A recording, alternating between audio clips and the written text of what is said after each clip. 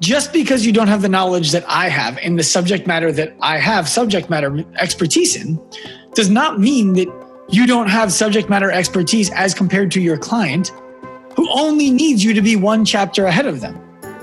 They don't know something. You teach them one little thing every time they come. They think you're the smartest person in the world.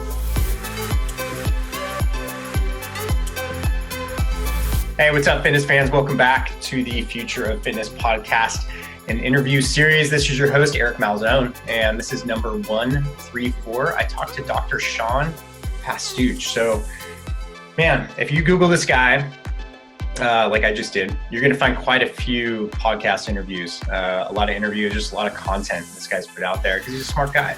He's also very humble and he's also very genuine. And I really enjoyed our conversations about all things imposter syndrome, how to run a business, what it takes to be successful, mentoring business owners, just the industry overall in the space, because he has interesting perspectives from every different, level of success you can be at. And so you can find a lot more about him at Active Life RX, and he'll talk about all the things he's doing now. And it was great. It was powerful. So I hope you really enjoy it. And before we get into the episode, a couple things. I just want to read one of our recent reviews by BK748. So not sure who that is, but I appreciate you taking the time to do it. And BK748 says, Eric not only is an extremely knowledgeable in all aspects of the fitness industry, he also brings on guests that are experts in their specific field, like Dr. Sean Pastuch. If you're looking to enhance your fitness knowledge or just learn about new innovative companies, concepts, you need to listen to this podcast. Thank you. Great review. Really appreciate it. And if you want to get your review read, go ahead and head over to iTunes. Give us a favorable review. Give us 5 stars and write something nice or not. Preferably nice. Nice would be great. And I'll read it on air. Right. Also, this episode is brought to you by Elite Gym Insiders. So if you go to elitegyminsiders.com, it is a free Slack community for basically anyone in the fitness industry, obviously mostly for gym owners. So, whether you're CrossFit, whether you're boutique, whether you're yoga, Pilates, franchise owner, health club, you name it, you're going to want to be in the group because it's an amazing place to network. There's a ton of actual, real conversations, right? Real valuable conversations, not just stuff about hey, where do I buy floor matting, which is great, but we're talking about higher levels stuff.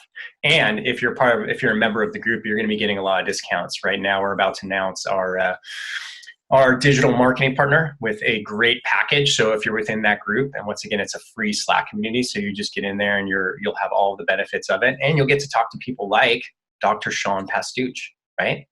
So go to elitegyminsiders.com.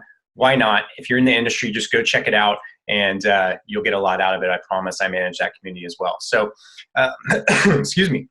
Lastly, before we get into the interview, I want to talk to you about certified course creation. So certified course creation, Kate Jaramillo and I founded this just not too long ago, within the last year, but we're busy. We're building great accredited online certifications, and we're literally changing people's lives in so many different ways. So if you have a great set of knowledge in a very deep area, very specific area that you think other people within the fitness, health, and wellness space should learn and would benefit from, and you can make a greater impact and have a lucrative online revenue stream, then go to certifiedcoursecreation.com, or you can just hit me up at ericmalzone@fitnessprofessionalonline.com, and I'm happy to just have a conversation, talk about your idea, flush it out a little bit, see what the opportunities are within the market, because I have a pretty good grasp on what's going on in the market globally. So go to certifiedcoursecreation.com, check out our landing page and learn a little bit more. And if you feel like this is something you want to pursue, hit me up. So now, without further ado, all that jibber jather, let's get on to a great interview with Dr. Sean Pastuch. Enjoy the show. We are live. Dr. Sean, welcome to the show, man. Thank you. I appreciate very much you having me on. Yeah, I'm excited. I've had great conversations with you in the past. You are extremely authentic in the way that you approach things, not scared to be vulnerable, and you've seen a high level of success and you influence a lot of people within our industry. So it's exciting to have you on the show. And I think a great way to start is always, if you could just give us a little bit of your background, give us your bio and your story and kind of how you got to where you are now. Sure. Well, first of all, Eric, I appreciate you saying all of that. Yeah. Second, That's how you want to start with a little bit of bio and how we got here. We could do a 3-hour interview on how we got here. The short story for the people who are listening, and I'm sure you'll pry into a little bit more as we go, is I have a background as a personal trainer since 2005. And I became dejected with what I was able to do as a trainer because I was working with the clients who needed the most help. I looked at the landscape and I'm like, okay, everybody in this place at the gym I was at wanted to work with the hot chick and the jack dude. That's just what they wanted. It's the cool thing. My client squat, who cares? Right. I was like, cool, you can have those clients. I want to work with the people who feel like no one's looking at them. So it was very easy for me to ramp myself up. And at the same time, very difficult for me to deliver a high quality of service because they had so many different ailments that I was dealing with. So I would go to the physical therapy suite at the gym I was at and be like, hey, how do I manage a client who has this? Oh, well, just don't do this, this, this, this, and this. And I'm like, okay, but what do I do? Anything else? But that sucks. That's a fucking abjectly terrible answer. Yeah. So I apologize if cursing doesn't fly. Go for it. Yeah. So then I was like, all right, my dad's a chiropractor. Maybe he's onto something. I'll go into practice with him. So I went to chiropractic school, got into practice with my father, and found that while he is my first and still most prevalent mentor, I did not want to practice chiropractic the traditional way it's practiced.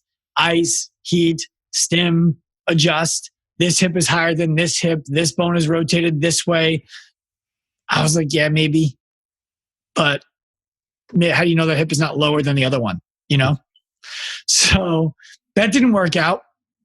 And I decided I had to go find a new population of people to help somehow. And I started treating patients out of CrossFit Garden City, which is a big CrossFit gym here on Long Island. And I loved it. So I ended up opening my own gym, only to get sued by my neighbor for noise and evicted by Hurricane Sandy shortly thereafter.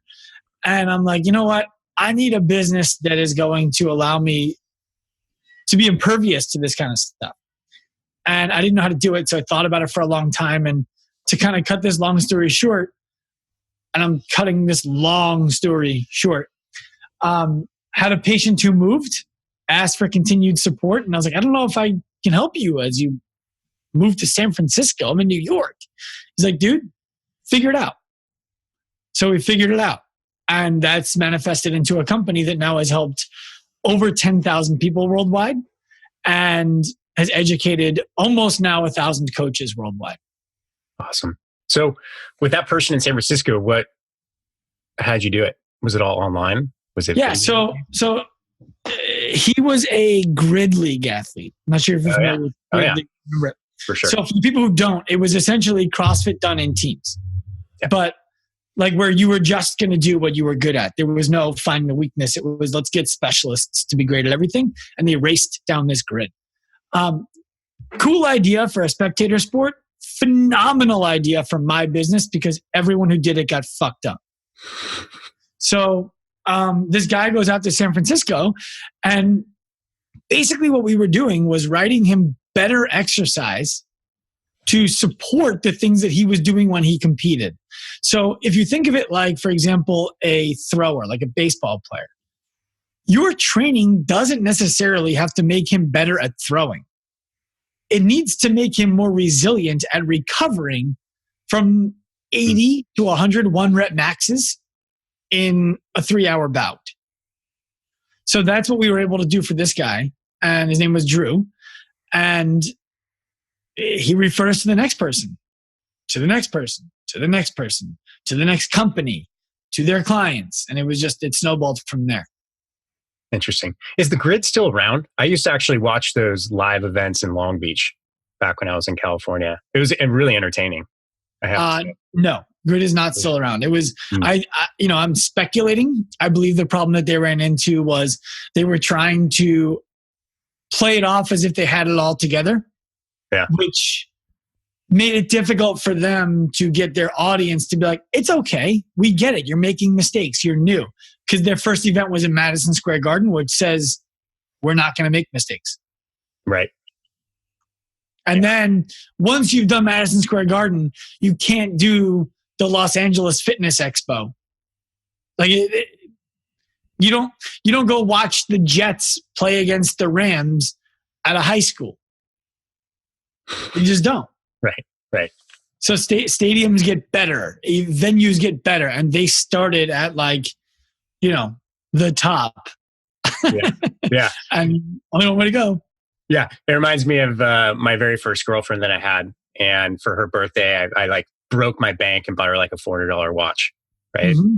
And my sister's like, no, man, you got to start like small because now you got to top that every year. I was like, you got to buy her like a box of Q-tips. Yeah, right. So that would go well. That's an interesting story, man. And, so with tell me a little bit more about Active Life RX. Like who do you work with? How do you interact with your clients? What are the actual products and services that you guys are putting out there? Sure. So before you even get to that, I think it's a good moment to talk about something that my good friend Adi Cashew talks about called the success funnel, which is where I feel like a company like Grid made a mistake and where we've been careful not to make our own. Yeah. Which is when you're new, there's this whole room full of things that you can do wrong and no one cares because you're new. You don't have to have uniforms. You don't have to have, perfect sound, perfect lighting, a schedule that makes sense, a venue that's incredible. Or for a company like ours, like, reliable ability to get back to somebody with customer service, a program that works every time you click it, an email that is properly sent. In the very beginning, we didn't need all of that. Now, as we've matriculated down the line, once you improve something, you can no longer go back to what it used to be. So now our clients expect a very high level of service from us in everything that we do because you're reaching kind of that pinhole for excellence that we haven't gotten to yet, but we're working towards. But so to answer your question, what we do is we've worked with everything from professional baseball players at the major league level, 5 CrossFit Games champions, over, I think by now, I'm throwing this out there, I could be wrong, I believe over 50 CrossFit Games athletes. And they don't make up 0.1% of the people who we've worked with because there's not that many of them in the world. Mm. Most of the people who we help are people like you and people like me who are ambitious about the things that they want to be able to do with their body and are frustrated that pain that they don't understand and that other people don't relate to, like their physical therapist, their orthopedist, their chiropractor, their massage therapist, who keep on telling them, oh, just don't do it if it hurts. We help them solve that problem. And that became very successful in a fairly short amount of time, considering we had no idea what we were doing when we first started. And it has now grown into something where we actually do almost 50% of our business educating coaches and practitioners on how to do for their clients and patients what we do for our clients. Awesome.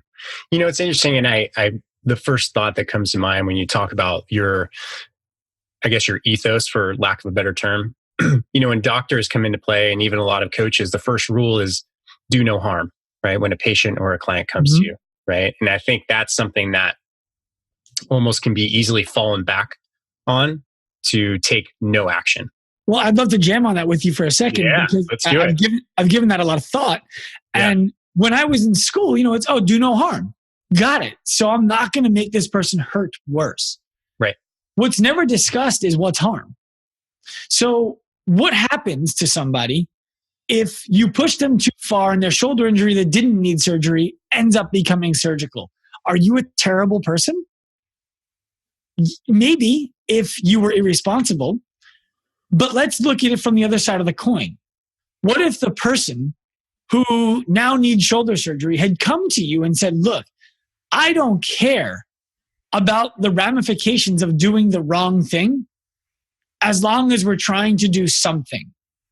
I cannot avoid this anymore because I'm gaining weight, I'm depressed, I'm irritable, I'm going to lose my job, I'm going to lose my relationships. I would rather take the chance that this becomes a surgical problem where right now it's not, and do the things, then just know that I never need surgery, but I can only wipe my own ass and change a channel going forward. Yeah. So to me, and I gave you the extreme, we don't take people who work with us who might end up needing surgery because of what we did. That would be, from an online company, that would be completely irresponsible. Yeah. And we don't do it. What we are willing to do is make people uncomfortable in their training in ways that we know are safe based on a quality assessment and constant conversation with the client. So to me, it's, do no harm. And that includes emotional harm. And that includes social harm. And that includes self-talk harm. It includes all of the things that as a coach or a doctor, you do to somebody when you slap them with a diagnosis and tell them what they can't do. Yes. So I'll give you an example. In 2013, I herniated 2 discs in my back, right? And went to the ortho. They gave me the 3 options: do nothing, get some injections, get surgery, right? I'm like, well, I don't like any of that. And like, well, yeah, and you're never going to lift again. I was like, well, I don't like that either. And for someone who values the movement, right? That pushing yourself, trying new things, just an athlete my whole life, that could have easily spiraled into, well, I'm going to stop training altogether. I'm going to, just get fat and eat potato chips and maybe sell my gym and go on to something else. Right. Yep. And it just, I'm like, I can't do it. So you search out other things. And that's when I found like Eric Goodman at Foundation Training. He helped me quite a bit to get active again. I realized, well, it's not necessarily, maybe I shouldn't lift for a little while. Right. But I can do other things. I can go swim. I picked up endurance, right? I did other things. And it helped me stay sane. And I think for a lot of people, I'm working with a client one-on-one right now who just hurt his knee, right? He's a coach. He hurt his knee. He hurt his hip. And man, I can see him spiraling into depression, right? Because he can't do the things that he loves to do. And I think when you say, what I love about what you just said is when you think about the concept of do no harm, it's not just the physical part of the body that we're talking about. It's the whole human, right? And all the intricacies that go into that. Well, so I think that I'd love to tell you a story. Yeah. And then I'll get to kind of what I was just going to say. There's a better order to stories. Okay. So one of the first workshops that we ever did, we've changed the format, but we were deadlifting at this workshop. And there was a reporter who came to cover the workshop, and she asked if it was okay if she brought a friend with her. Sure, bring a friend. So at the time it was like, yeah, I'll take anybody who wants to hear what I have to say. So her friend comes, and her friend is not participating in any of the weightlifting stuff. I'm like, just curiously, why aren't you participating in any of the weightlifting that we're doing? Oh, I hurt my back, and the orthopedist told me I can never lift more than 55 pounds again. I said, oh, wow, okay. That's interesting. How did the orthopedist land on 55? Like, why not 54? And why not 56? And you can see kind of like a little light bulb and wheels start to turn. It's like, I don't actually know. Yeah. I said, okay, would you like to, if it was at all possible, to be able to lift more than 55 pounds ever again? It's like, yeah, I'm a really competitive person. I love sports. I would love to be able to lift heavy weights again. Yeah. So I said, okay, would you be open to trying to lift more than 55 pounds today in this room with the supervision of myself and my staff, knowing that we're not going to let you hurt yourself, but that we might allow you to get uncomfortable? It's like, yeah, I guess I would. 45 pound deadlift, 50 pound, 55 pound. Really, really, really nervous going up to 60. Because 55 is that number, right? She's been told that's your number. Pull 60 pounds off the ground. I said, are you okay? She's like, yeah, fine. Why are you asking? I'm like, well, because you're never allowed to lift more than 55 again. You just lifted 60. Oh, I guess I did. Yeah. That day she deadlifted 205 for 8. And right now she is in competition to be on the United States Olympic team for skeleton. And part of the test to be eligible, I don't know how this became a part of the test, but in order to be eligible to be on the skeleton team, you have to hit a 1 rep max power clean above a certain weight. So she did that. If she listened to her doctor who told her, you'll never lift more than 55 pounds again, none of that is in the realm of possibility for her. And I think that what I wanted to say before that, but I thought the story was a better fit before I said this, was too often the doctors forget that their patient wants to be empowered. They don't just want their pain gone. And when you can empower somebody to have the certainty of, okay, this is what I need to be looking for that might actually set me off. And at that point, I have to make a decision about if I want to take that chance or not. That's very different than just never go over this weight and never feel that thing again. Yeah. Yeah. Yeah. It's powerful. And I probably can't even count how many times I've heard great stories like that. You know, my doctor told me I shouldn't do this anymore. And then they do it. It's not that the doctor's a bad person. No, they're not. The problem is the doctor doesn't empathize with the reason that you want to do it. And to them, you walked in and part of it, the onus is on the patient. You walked into the office saying, hey, my back hurts, make it go away. Okay, what hurts it? This. Great. Stop doing that. Job done. Yeah.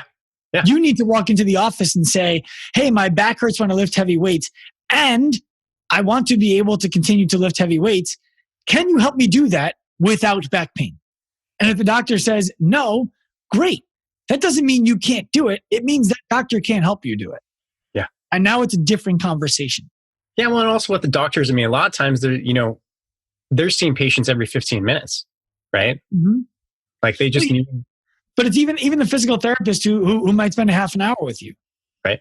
Like the physical therapy schools, and I'm not blanketing all physical therapists. There are some phenomenal physical therapists, phenomenal chiros. Nothing that I ever say I want people to know is ever meant to be a blanket statement. It's a statement to the generality. Physical therapy school doesn't teach you how to get somebody out of pain onto the field performing at a top level. Physical therapy school shouldn't teach you that because 90% of people in the world aren't looking for that. And if physical therapy is going to continue to be a thing, if chiropractic is going to continue to be a thing, you need to serve 90%, not 10%.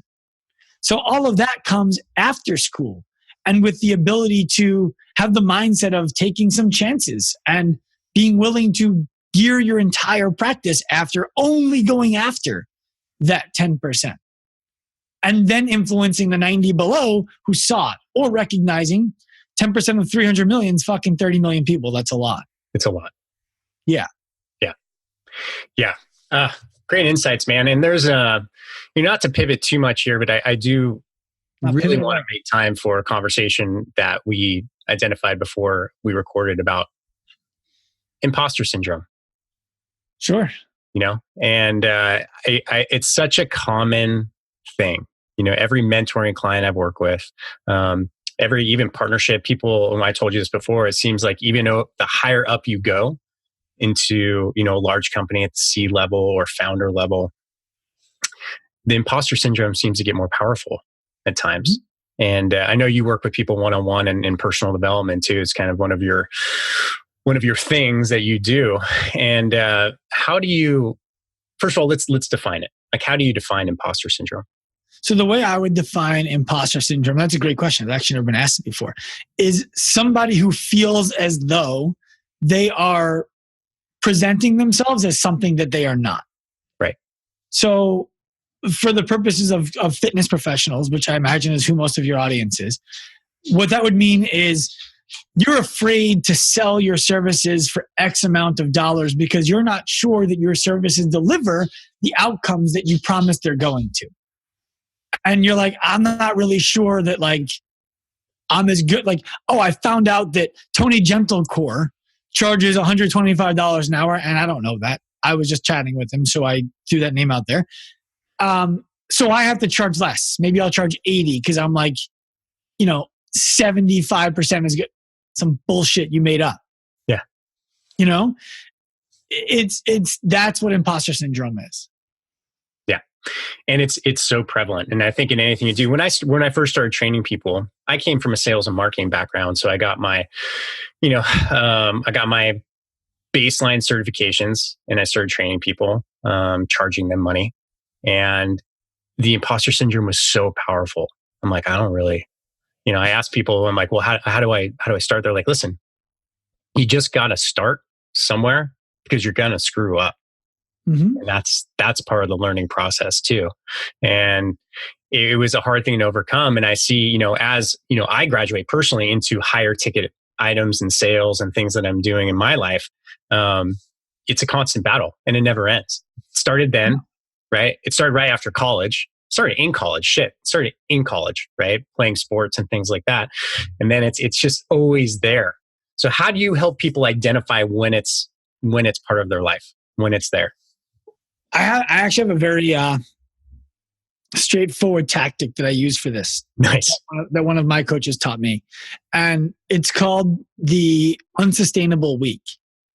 So what happens is somebody is thinking like, okay, I'm not good enough to sell this for this price. I won't be able to get people to buy it. And I won't feel good about selling it at that price because I'm not sure that I can actually deliver what I'm telling them I can deliver. So the question that I always like to ask is, well, then why charge anything? If you can't deliver, just fucking pack it up and do something else for a living that you can deliver on. I believe you can deliver because just because you don't have the knowledge that I have in the subject matter that I have subject matter expertise in does not mean that you don't have subject matter expertise as compared to your client who only needs you to be one chapter ahead of them. They don't know something. You teach them one little thing every time they come. They think you're the smartest person in the world. Now, if we look at that from how do we apply it? You have to believe that to be the truth. If you don't, there's no place for you in the world of working for yourself. Plain and simple. If you don't believe it to be true, you have to give yourself the chance for it to be true by trying what I'm about to describe, which is called the Unsustainable week. So the Unsustainable week is a situation in which you take everything else from your life and get rid of it for 1 week. You don't talk to your wife. You can talk to her. But when you're done with everything else that you're supposed to do, she understands she's not priority one during that week unless if something is imminently problematic that she needs your help with, in which case family's first. Your wife, your kids, your education, your music, your fucking Netflix, your friends, partying, drinking, whatever it is, you do not have time or energy for it because you are going to designate all of your time and energy while you're awake to proving yourself right that you can do this thing. So what that means is, let's say you're a personal trainer and you're like, I'm thinking about getting into, selling insurance because I'm just not making it. Okay. Well, what if your life depended on it? Could you take 1 week and fill your schedule? What would you do if you knew that there was a gun to your head and the trigger got pulled at the end of the week if you didn't get 20 training sessions scheduled for the following week? What would you do?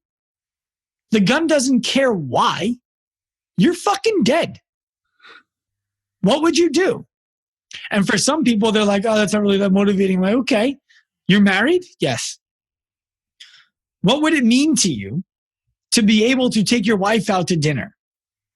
What would it mean to you to be able to spend time with your kids without thinking about your work and your problems?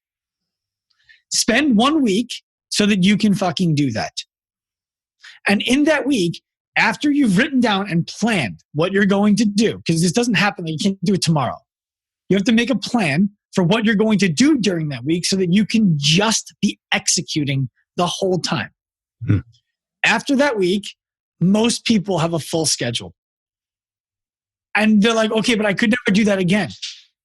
Exactly right. That's okay. What you can do now, though, because you're full, is you can bring somebody else onto your team, teach them how to do what you did, teach them how to teach the next person how to do it. And all of a sudden, you're building out a company that has processes in place that make what you by yourself couldn't sustain extremely sustainable. Yeah. Even if they only perform at 50% as much as you did. Yeah. So that's what I have people do. It's powerful, man. And I think one of the things that's really important when you do an exercise like that, I just read, it took me a while to read it. Jen Sincero, do you know her book, You Are a Badass? It's great. Yeah, my wife has yellow cover. Yeah. I personally, I have to say, I've heard about it so many times, but I looked at it, I'm like, oh, it's a book for women's empowerment, which is great. I'm like, it's probably not for me. And I read it, I'm like, this is fucking brilliant, right? And it talks about many of the same things that you're talking about here. And one of the things that comes into an awesome exercise, like you just said, is that you have to find some way for people to feel it. Like you mentioned, like, a gun to my head. I could say, well, yeah, someone has a gun to my head. But no, you have to feel that fear in some way. It has to be. Or the loss of opportunity. Yeah. Like I had a client, he wouldn't mind me talking about it. He's talked about it. His name is Jono. And at the time we started, he was making less than, I think, $400 a week. Yeah. And I'm like, dude, you got yourself to 5 training sessions in a week. That's great. You need to be at 6 next week. Oh, I don't know, man. That's going to be hard. I'm like, dude, you like gun to your head, and like that did not connect with him. Right. And then I was like, okay, what would you love to do with and for your wife that you currently can't? And he told me, I'm like, cool. How about doing that? Yeah. And the next week, I think he had 15 sessions booked. Awesome. And now he trains trainers on how to get sessions. Like, it's crazy. In the span of a week, his entire life changed. And he ended up getting his wife pregnant, having a baby, and changing his entire career. I think he 5x his income in the span of a month and a half. Yeah. Is that Jono out of Australia, New Zealand? No. So he's out of Greenwood, South Carolina, which has an average household income of $27,000. So for people who are like, yeah, but like you live in New York, $27,000 household income where this guy is. And he crushed. I remember I did a workshop recently with Stu Brower of What the Fuck Gym Talk.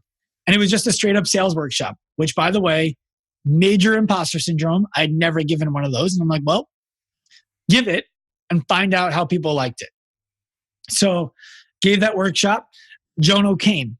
And other people at the workshop were like, oh, yeah. Like Stu's in Charlotte, big city. Sean's in New York, big city. And I'm like, hey, Jono, would you mind telling everyone their story? Tells them, and they're like, well, where are you from? He's like, Greenwood, South Carolina. And they're like, assholes puckered. They're like, I know Greenwood. I'm like, yeah, you do know Greenwood. And he's doing that in Greenwood. Yeah. So enough of your excuses about where you live. Yeah. And so if I can tell you another story, I have a guy who just sent me a DM on my Instagram. His name is Dane. Dane is in our coach immersion program right now. And the coach immersion program is meant to teach people how to assess their clients and build a plan to solve their problems instead of modifying around them. And it solves for all of the what ifs. It's 13 weeks long. It's intense. I'm not going to plug it. I'm not looking to plug it here. The point is, we make a promise to everybody. You'll make your money back before the course is over. It's $2,500. And the biggest fear is it's too expensive. Yeah. Like, you will make your $2,500 back before the course is over. And the likelihood is it's going to take you about 4 weeks once you decide to make your money back, which means you can make $2,500 extra every 4 weeks if you feel like stopping there. Dane sends me a message today talking about, dude, it finally clicked. I feel like I know what I'm doing. And in the last week alone, I made half of my money back. And I have a bunch of people to talk to next week that are going to be big packages, which will probably 5 or 10x what I spent on the work on the program before it's even over. Awesome. I'm like, there's that moment where he felt before like he didn't know enough and he couldn't deliver. And then there was a talk in there where we went over imposter syndrome. And he was like, I get it. I can do this. One chapter ahead.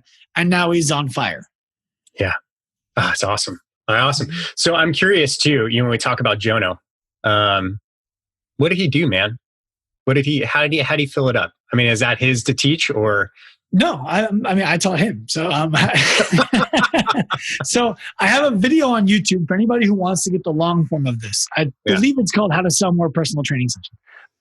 And it's on youtube.com/theactivelife. It's free. Do it. There's a guy in California named Daniel Hung.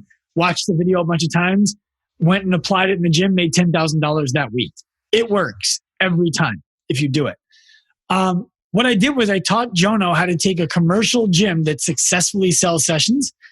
If you can hear lapping around right now, my dog is drinking out of the bowl. I'm sorry. You're good. I did a podcast with my wife once, and it sounded like she was just chomping away on food because she was sitting next to where the dog was, but it's the dog drinking its water. So you need to look at a CrossFit gym, which is where he was, or a group fitness environment, which is where a lot of people are, as a floor shift. So in a commercial gym that does a job well, they're going to assign their coaches floor shifts during which they're supposed to prospect for clients. Your job is to walk around the gym, find people who need more than you're currently providing them, and give them that more. Spot them, give them a better exercise, hand them a towel, make their day better. Most trainers in that gym will sit back and just wait until their member profile comes for a new member because they hate prospecting on the floor. I did that, and that's how I got to be full-time in 5 weeks instead of 6 months if you ever get there at a gym as competitive as Equinox. But what I taught Jono was make yourself a schedule for the times that you want to see clients. Then be the second coach in every single class on the gym's schedule for free during the times that you want to see clients. And look for things, and you're not coaching the class. You're the second coach. You're there to help people one-on-one in the group environment with their technique, with their all that stuff. So you're going to find people who are frustrated in every single class that they're not getting the technique down, that they're still rounding their back when they deadlift, that it still bothers them when they do this exercise, so that they modify to this exercise.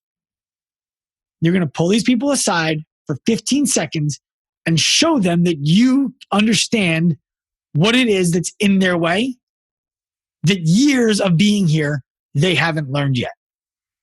And then you're going to offer them a free, full assessment so that you can demonstrate it to them.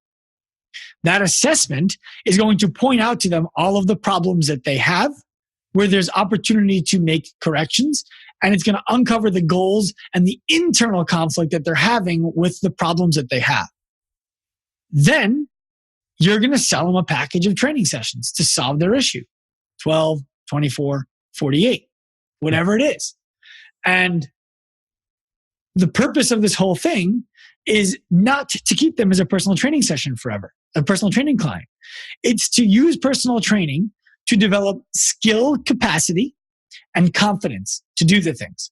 And then to matriculate them off of that to a remote, even though they're in person, program design situation where you're constantly bringing up their low-hanging fruit that a group class is not designed to do. So yeah, it starts off as $1,200 or $2,000 to work with you, but by the time they're 3 or 4 months in, it's only $300 a month. And people would buy that.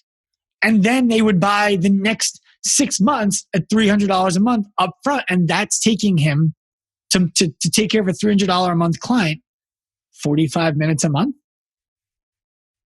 And his hourly rate just went to what?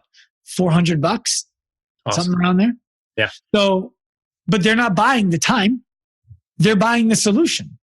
They're more than happy to pay him $400 an hour if they get what they want out of it, because they're not paying them hourly.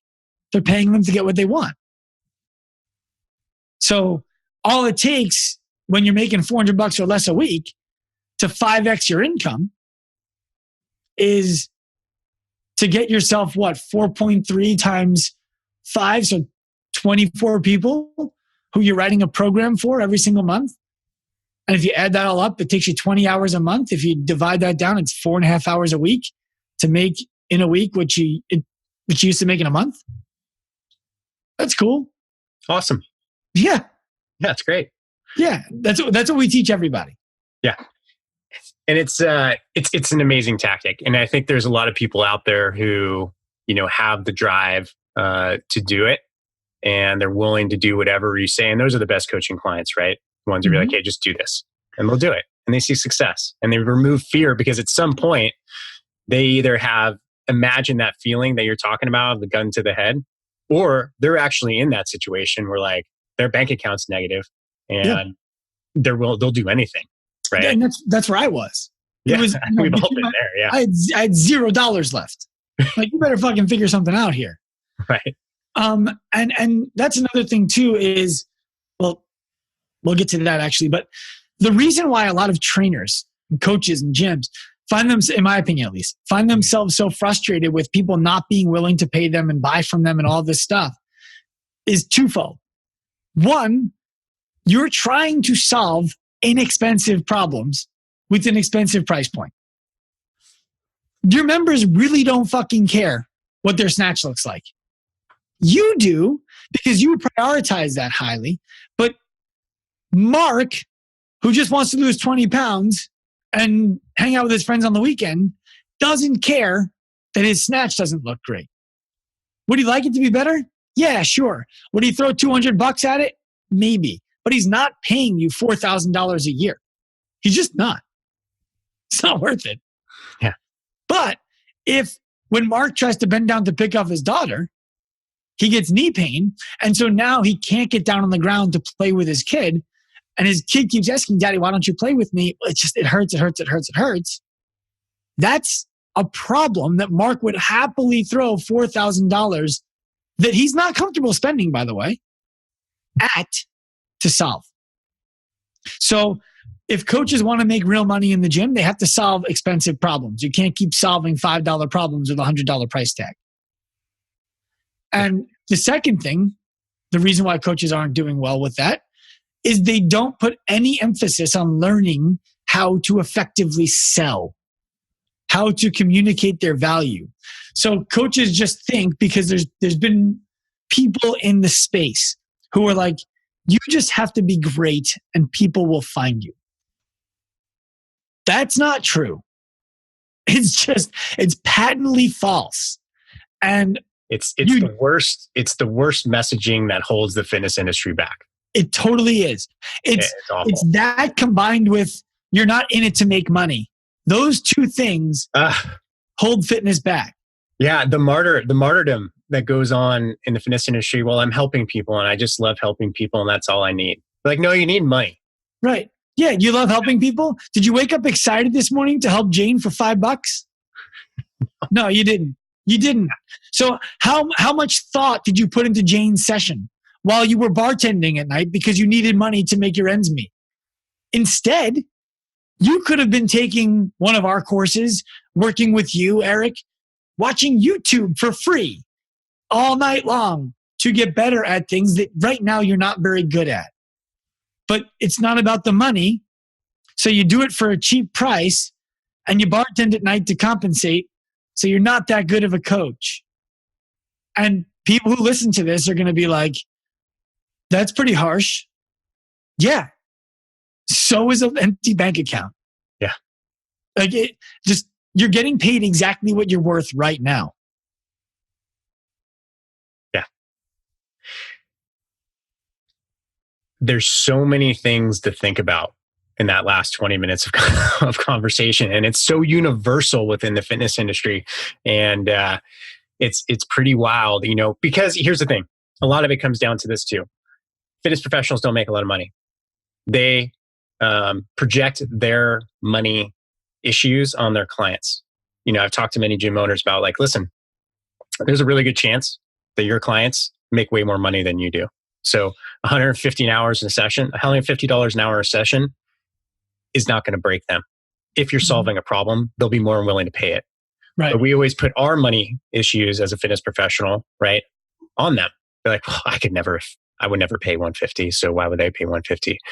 I would pay 25. So they'll pay 25. 30. Yeah. Yeah. So yeah. And then you get the law of the perceived value too, right? It's like, if I have two pens identical, right? One selling for $20 and the other one selling for $1.99 or 95 cents. I'm automatically going to say, you know what? There's something to that $40 pen, right? And I want to know more about that $40 pen. And, I think a lot of things people need to look back to is, how much money do you really want to be making? Okay, let's reverse engineer this. You want to I like where you're going with this. I'm interested if you do it the same way I do it. Go ahead. Yeah. I mean, if you want to be making $120,000 an hour or a year, right? That'd be a good hourly rate. Yeah, that'd be amazing. How do you back it? How many hours do you want to be working? Right? And what is that rate? It's that simple. Dude, I do that with clients all the time. Yeah. And true. Well, do you mind if I go even deeper onto that with the people who are listening? Yeah. Here's what Eric was just saying. Let's pretend you want to make $100,000 a year. That's your unicorn. When you get there, you're going to want to make more. But let's say that's your unicorn right now. How many weeks a year do you want to work? 50. I'd like 2 weeks vacation. Great. How many? I want to work way less than 50. I'm just pointing at. Yeah. I work from vacation. Yeah, that was my personal thing. I was like, oh, geez, no way. Yeah, no, I struggle to enjoy vacation if I don't bring work with me. It's something I'm personally working on. But the person out there who's like, I want 2 weeks vacation. I'm making the math easy, Eric. All right? Yep. Great. So you need to make $2,000 per week working with clients. How many hours per week do you want to be working with a client? I want to be working with a client 20 hours a week because it takes me 10 hours to get ready for 20 hours and they're very intense hours. Fine. Then you need to clear $100 per hour that you work with a client. What that means is if you're getting 44% in a gym that doesn't understand your value, first of all, get the fuck out. That's a terrible split. But second of all, whatever the gym takes from your session, you have to add that to 100 if you're going to work 20 hours a week and charge that price to make sure that you get to $2,000 per week of training sessions. That's how you get there. And if you charge less than that, what you have to recognize is that your actions do not line up with your ambition. And that's it. And if you're like, well, I could never charge that. Cool. Then don't be a coach because you're going to be frustrated. You're going to bring yourself down. You're leading yourself down the road to unhappiness. Get out now before you're there. Yeah. And the beauty, what I really like about today's day and age too, is, that hourly model is still there, right? I mean, it's the most basic and most popular model of trainers and coaches making money. But there's so many more ways to do it now. There's a million ways to make $1 million bucks, right? There's even more ways to make $120,000 a year. You can mix up your personal training with small group training with, occasional workshops and events and all these things. And you can map it out so you can hit that number, right? But you have to be real about how much you're willing to charge in order to get to that number. And I think it's an exercise that's so simple and someone could do it right now. If you're listening right now, go grab a piece of paper, do this reverse engineering and figure out how much money you want to make and what that looks like on a weekly basis. I posted this exact process on our Instagram account called Active Life Professional. Okay. If you want to know how to do this, go to that Instagram account and look up the post that says, it's something like, do this and you'll never worry about money in your life again. It's within the last 2 weeks I posted it. And there's literally the process that we just described is written there line by line. Do this, then do this. This is your math. Now do this math, then do this. It's done there for them. Awesome. So, and you know what? Can I add one thing to that? Yeah, of course. I want to make sure that I layer some empathy in there that feels like empathy, because the things I'm telling you are not like, hey, do this or get out. I'm telling you that because I don't want you to go down the path of becoming unhappy. So for some of you guys today, you're like, I get it, but I'm new. I can't charge $100 an hour. I disagree with you, but okay. Respect. What I need you to do then is write down on a sheet of paper that you're going to frame and put in your room. What do you need to be able to do in order to be able to charge $100 an hour? And when are you going to do that? Maybe you think I need to get this education. Great. What is your sign-up date? Maybe you think I need to have this many hours of shadowing. Great. How many hours a week are you going to shadow? And what is the end date of that so you can charge it? I'm not expecting everybody who listens to this to be like, okay, cool, I'll just charge $100 now because that's what Sean said I have to do, and otherwise I can go fuck myself. No, I get it. There's a gap between where you're at and your ability to do that. Mentally, not reality, but in your own mind. So what's the plan? You need to have one. That's all. Yeah. A plan goes a long way. And I think there's something that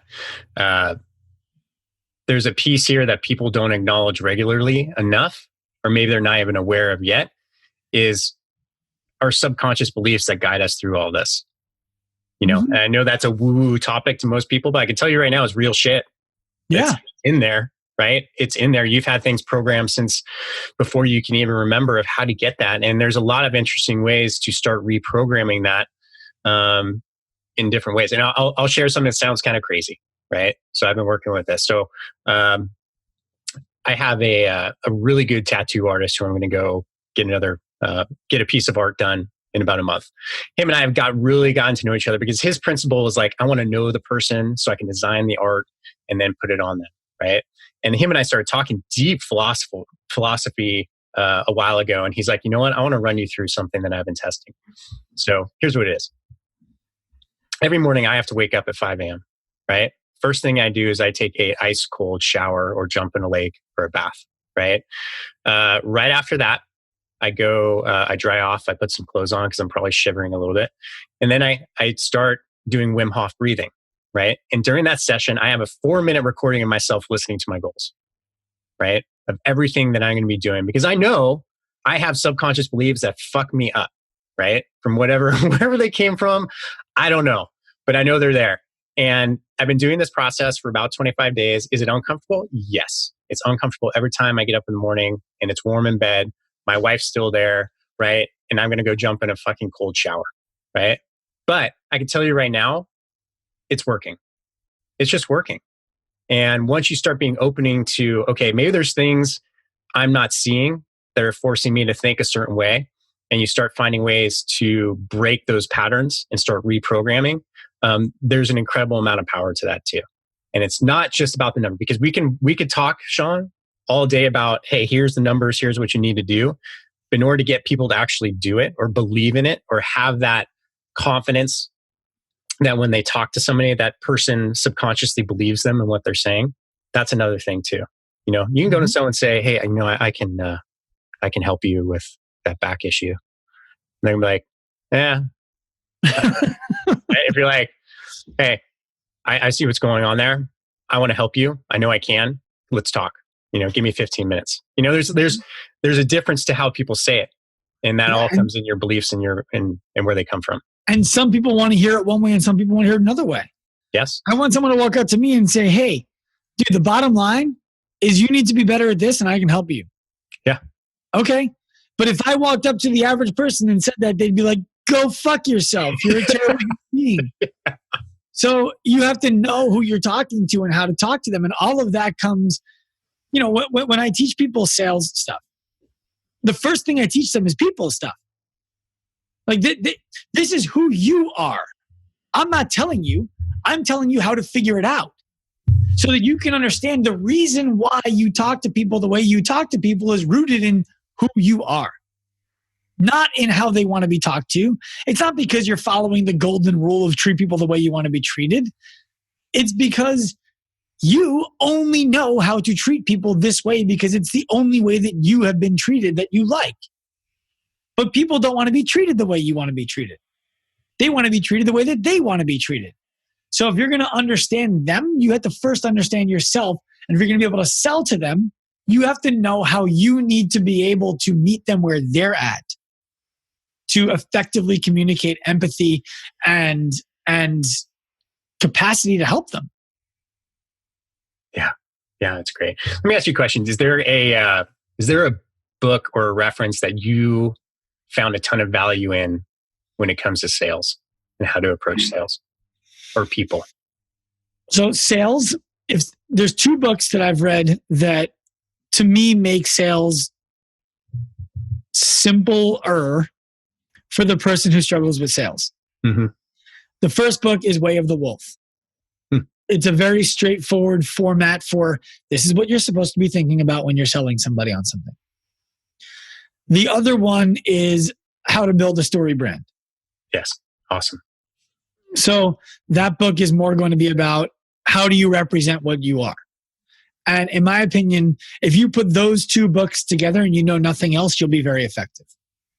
Now, there's a third book that I would recommend to people to figure out who they are first, but it hasn't come out yet. It's my book, and I'm waiting for artwork to be done. What's the title of it? It's called I Can Do Anything. How to, what, I should know the subtitle.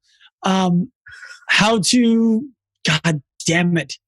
Because I changed it so many times. The idea of it is how to have big goals, affect people positively without asking the world permission. Awesome. Mm-hmm. I love it, man. I love it. Well, it's just, so I ran a mentorship program a bunch of times where it was a group of people who went through it together. And the goal was for me to have them hit their goals before it was over. And that program was successful over and over and over again. And someone was like, you should make a book out of this. I was like, all right, I'll write a book about it. Yeah. So I wrote a book and I just shared my experiences for how I came up with each of the lessons and then make the lessons for people to do. It's great. It's great, man. I love it. You know, what I like about this interview too is some of the notes that I had taken before about things I wanted to cover. We didn't really cover any of them, but we covered really, really cool stuff. And I think it's really important for people in this industry to know, that there's what they're facing is there's ways out, and there's a great way to make a living in the fitness profession. There really is. You can have it all in this profession. I see people leaving all the time because they give up. Mm-hmm. But you have to be all in. Yeah, you do. Like, you don't get to, here's what people forget. Let's pretend you're a lawyer, because that's a safe job. Yeah. Everyone who's a lawyer makes money. Sure. A, that's not true. People think that's true, but it's not. But B, when you graduate law school, you're somebody's bitch. And you have $300,000 of debt. So you went to 3+ extra years of school where you weren't allowed to make any money because you were immersed in work. Then you had, for the pleasure of that, $300,000 in loans. And you come out and it's your job to underline things for somebody who's making money while they pay you $50,000 a year. You can't even pay your loans back. Like, it takes 3 to 5 years most of the time for a lawyer after school. So you're looking at 6 to 8 years from the moment they got into the profession to the moment that they're actually making money that allows them to be whole financially. And they are busting their ass doing nothing else all the way through if they ever get there. And in the fitness world, we're like, I like to work out. I should make $100,000 doing this, but it's not all about the money. I just want it now. What the fuck is that? I don't know. But you know what I mean? Like, yeah. You don't have to take a super long road. I started in the fitness world in 2005 and didn't make it into the black financially on my own personal life until 2016. And in 2015, making $100,000, I never doubted that I was going to do it. Ever. I haven't made $1 million yet. I never doubted that I'm going to make that because I want to. But I had no idea how I was going to do it in 2015 until I did it in 2016. It was, you might be so close to what you really want, and you still might quit because you don't know that it's right there. It's there. It's all out there. And that's the thing is like, I owned a good gym. I founded a gym with Trevor Boehm. It was a good gym. I learned a lot about gym ownership and working with people and coaching people. And after, 8.5 years, I sold it. Mm-hmm. And I decided to go into the online space because I want to live a different lifestyle, right? That vision when I started wasn't the vision of what I wanted now. And my one of my mentors at the time, James, he was like, hey, listen, it took you 8 years to figure out how to run a gym. Don't expect anything different in what you're doing now. Mm-hmm. I was like, in setting that expectation of like, okay, yeah, I'm going to have to really dig in for a while and learn, right? And fail and fail and fail, right? But eventually, if you don't give up, and generally it's when it's darkest, right? You're like, oh, like, you know how many times I've thought over the past, since I sold gym, you're like, maybe I'll just go into corporate America, get a sales job, call it a day. Because you can make the living that way. I could. And look, I before I opened my gym, I got offered a 7-figure, not immediately, but a 7-figure job working in finance in Hong Kong. Yeah. And I was like, first of all, just so for the people who are listening, it was a base salary that was substantial, plus a percentage of commission that was well above market value. Because they thought they saw a lot of potential in me and they could groom me to be someone who was a huge earner for their company. And the person said to me when I told him no, never let your best year be my worst month financially. He's like, do whatever you want, but never let your best year be my worst month. His worst month that year was just over $700,000. If I'm being honest, my best year hasn't done that yet. And our company right now is doing well compared to what it was doing this time last year, but it's flat. We haven't grown. And that's frustrating. And I want people who are listening to this to know, as soon as we figure out how to no longer be flat, we're going to hockey stick again. Yeah. But you have to stick out that what the fuck is going on moment where you're like, it's been 4 months and the company hasn't grown. It hasn't contracted, but it hasn't grown. Why hasn't it grown? What are we doing wrong? And all of a sudden it becomes a frenzy of self-doubt of, is this even viable? Or do we hit our ceiling? All of those doubts come into my mind too. All the time. The reality is you have to hear them and then ask, okay, if that was true, what would it mean? And if it's not true, what would it mean? Cool. I like the upside of what if it's not true. And I don't really mind the downside of what if it is that much. Yeah. Yeah. It's the worst case scenario. And just like in fitness, you're going to plateau. There's going to be plateaus, but generally those plateaus are what happens right before you see an amazing breakthrough, right? Because your back's against the wall and you're scratching your head, you're questioning, but then you're solidifying your belief with a new idea or concept and pushing forward again. And that's growth. It's not linear. If you go back to the gun to your head scenario, worst case scenario is you die. Right. That's a really bad worst case scenario. There's a lot of other stuff that can happen between that and you taking the gun from the bad guy, getting him arrested and getting a medal from the city. Yeah. There's a lot of stuff in between there. And it's not necessarily death. But so, one of my favorite expressions that I tell my clients is the bigger the problem, the more valuable the resolution. Because this thing seems so ominous. It's like this big boulder in the way of the tunnel that you have to get down. Well, what happens when you move the boulder out of the way? Like there's a whole rest of the tunnel now. And then you're going to hit another boulder. And you're like, this one's bigger and heavier. Yeah. What the fuck do I do with this one? And I'm tired. Yeah. You figure out how to move that and you keep going. Yeah. And right now we're just up against a boulder. Yeah. Well, I appreciate the honesty and authenticity because I think that's what's unique and what's also needed in this market because there's too many quote unquote business coaches who are promising astronomical things in a extremely short period of time. And it's predatory. What people need to see is like, okay, it's not about your next 90 days and how fast can you get to a 7-figure funnel, right? It's how can you start laying groundwork so you're going to be successful for a very long time, right? And that's, and what those people don't do, I won't call out any names as they're driving and doing their, social media videos in their rented Lamborghini, right?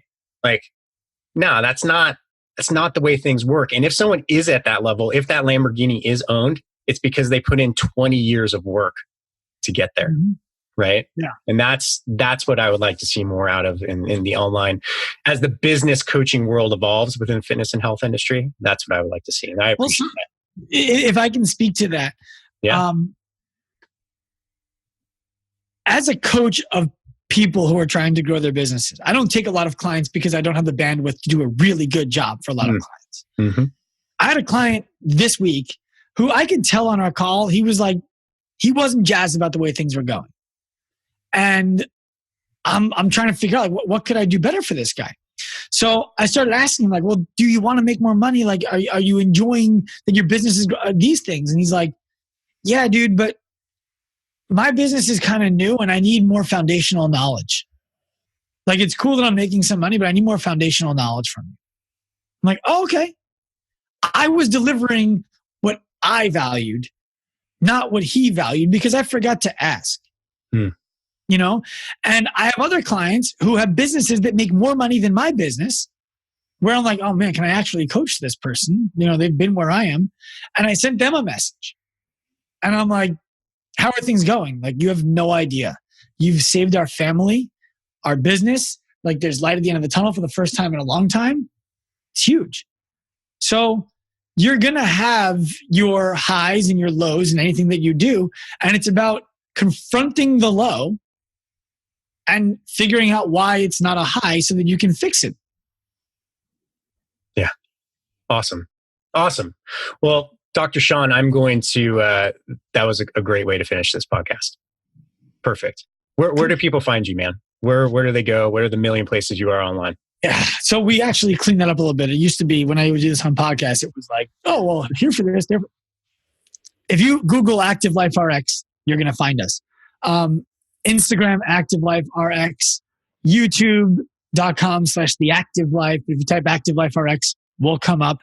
And then I have my own personal Instagram, Dr. Sean Pastuch. It's spelled SEAN, P like Peter, AST like Tom, UCH. Awesome, man. Well, Dr. Sean, thanks for coming on. I had a really good time. I have a feeling I'll be inviting you to come back on sometime this year. My pleasure, Eric. I love this stuff. First of all, who doesn't like talking about themselves? Yeah. Second of all, I love putting out into the world things that I think people need so that they can be successful. It's part of my personal mission statement. So anytime you want me on, I'm available. Right on. Ladies and gentlemen, Dr. Sean Pastuch. Yes, sir. Hey, fitness fans, don't leave yet. It's your host, Eric Malzone, and I have a quick favor to ask. Actually, 3 favors. So, number 1, if you're a fan of our show, I ask you to do something that takes under 3 minutes. Go to iTunes, please, and subscribe to our show. Please. It means so much to us. It's so important. And then give us a favorable review. We would really, really appreciate it.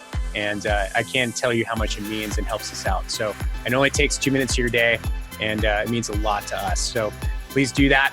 Number 2, go to our YouTube channel, our Fitness Marketing Alliance, and please subscribe to our YouTube channel there. Number 3, if you like this episode or any of the episodes that we've released, share it on social. That's huge. That's a big deal for us. And we put a lot of work into these episodes, trying to give you great, actionable content for the fitness industry. So that would mean a lot. And that's it. So we have some big plans coming up for this show. I'll be talking about that in the next couple episodes. But thank you so much for listening. It means so much. And if you have any questions, please reach out to me. I love to hear from everybody. Eric, ERIC, at fitnessmarketingalliance.com.